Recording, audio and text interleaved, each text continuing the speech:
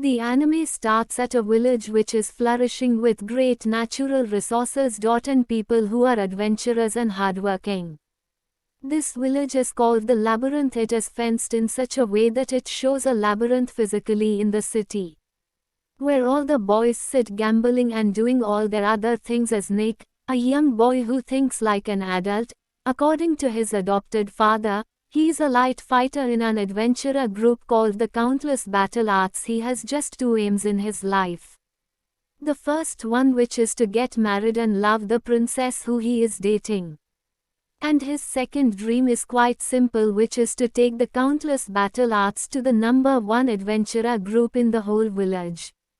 Unfortunately, his dreams keep shattering one by one. The words of Argus, his adopted father, who took care of him as a kid and recruited him into the group, echo in his ears. He remembers when Argus tells him that they no longer want him as a member of their group, because according to Argus their interest no longer aligns with each other. They just as though that disappointment is not enough for our poor Nick. He remembers the word of his beautiful princess who he is dating when she tells him she no longer is interested in the relationship with him, and she thinks they should break up. He remains at the table where she shares the news even after she leaves. He comments that the love of his life has also betrayed him and broken up with him. I can assume that you think that a great future awaits. Nika, maybe you should take a pause. Nick is presently a total idol geek. He is at a concert screaming and shouting the name of his favorite idol. Agate, as she presents her song to her team, he keeps direct eye contact with her as she sings with her team and they present to their team. She asks her crowd which song she should present next, and they tell her she should present her blockbuster, which is the song The Saint Cheering Song. While in the crowd, he remembers how he felt after Argus sent him out of the team. He remembers that he was at the side of the pool, sitting there and thinking about his life. He wonders why Argus would do that to him, considering that Argus is his adopted father who has taken care of him since he was a kid. He recalls that he approached Argus following the argument in the team. He asks Argus if he is meant to leave Garizo, who probably is another member of the group, and asks if Garizo should use the team's money to pay a woman. Argus tells him the conversation isn't about Garizo. He says the conversation is about him, and he thinks Nick is now much more mature than when he took Nick as a child and brought him home. He says Nick is already thinking like an adult and making decisions like an adult, and their insight no longer aligns, so Nick should do well to find a place that fits him, and he should leave their group after that conversation. He leaves Nick inside the room, while Nick is lost in his thoughts under the rain and depressed. A young girl comes to him with an umbrella. She tells him he is getting wet by the rain, and asks if he needs help. He looks at her and bows his head back without giving her any attention. She gets angry that he behaves as if she is a stray dog, so she tries to command attention by going closer to him. She gives him a flyer telling him that she is an idol, although she is still a rookie idol, and one of her responsibilities as an idol is to share love and spread love among the people. So she can't leave him alone. She gives him a flyer inviting him to a concert the following day. She tells him the concert is at the public hall by the south gate the next day, and he should please come. He tells her he isn't interested, but she insists and she leaves him there.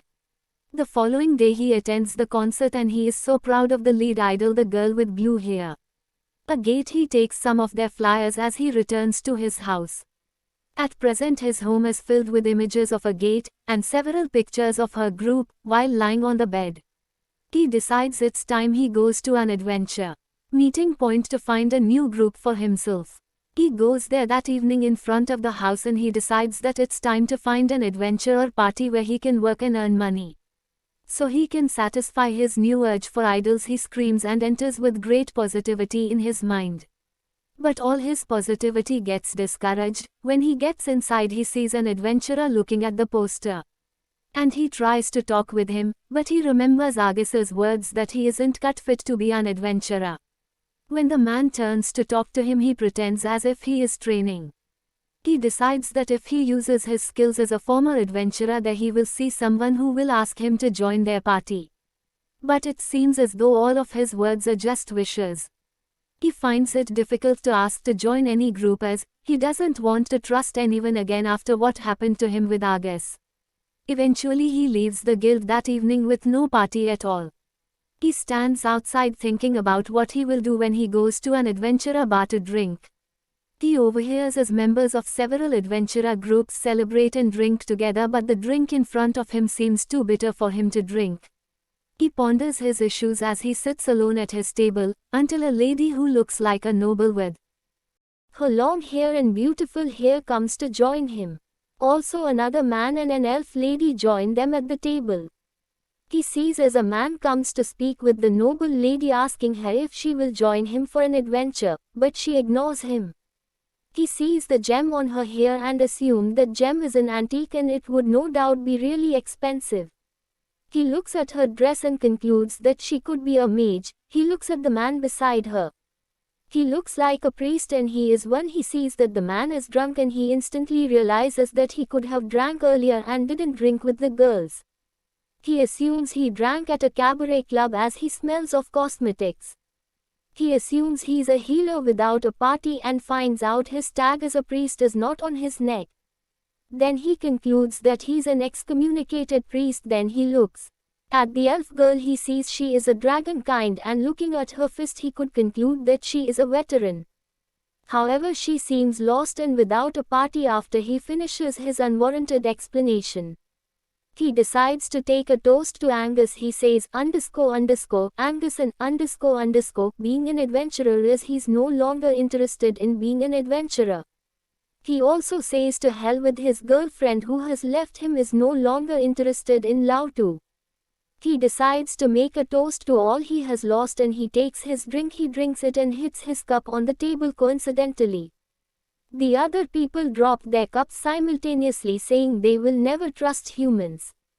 The noble mage remembers her story. The girl Tiana is a noble from a wealthy family called the House of Elena Felt. She trains with herself as she calls out the lightning strike, and all her masters are proud of her as they see her works. She walks away after her training, and she says that being a magician isn't about magic.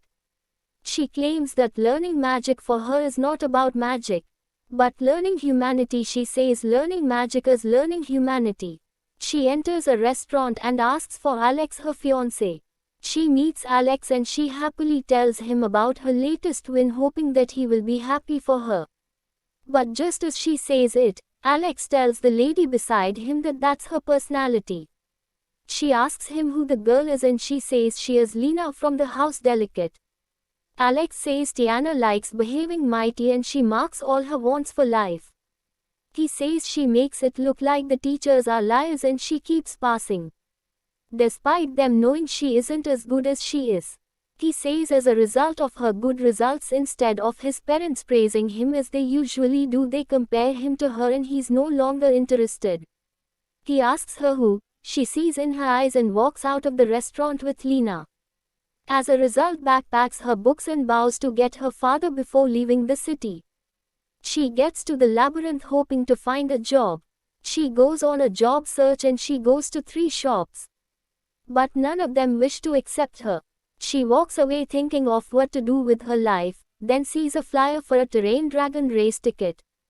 She places a bet on a horse and a horse wins. We know what they say about gambling, it causes addiction.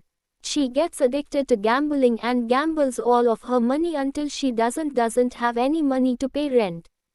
She decides to become an adventurer, but anyone who attempts to request she joined their party runs from her after seeing her face after her story. The priest father Zem tells his story. He is from a temple in the city of Medler called the God of Revelation. The temple has a solution to every problem in life and he has a little girl Muriel who helps him get a leaf called Rami. After Muriel brings the Rami to him, she will sit on his legs and he will give her a coin. One day she returns late from bringing the Rami, and he asks her why he pays her the coin, but she holds his hands and tells him she is in love with him. He tells her she's just a baby. and informs her that he is a priest and doesn't have the right to love anyone, so she should care for herself. She releases his hands and takes her coin, then decides to frame him for rape. The following day, as he administers drugs to his patients, he receives visitors and sees Meryl with them. He asks her what had happened, and the men say she was holding his coin all through. She tells him she trusted him and throws his coins at him. He is arrested and imprisoned for 3 months before he is banished from the city. He enters a restaurant where he sees that the attendant has hip issues. He heals her and she gives him a gift. The following day she tells him he isn't a sinner and should go to the labyrinth to become an adventurer. The last girl also says someone she trusted took something from her. They all get drunk, and the following day, Nick wakes up in a room with them. He asks them to leave his house, but Tiana tells him she is the owner of the house, and they should leave as the others leave.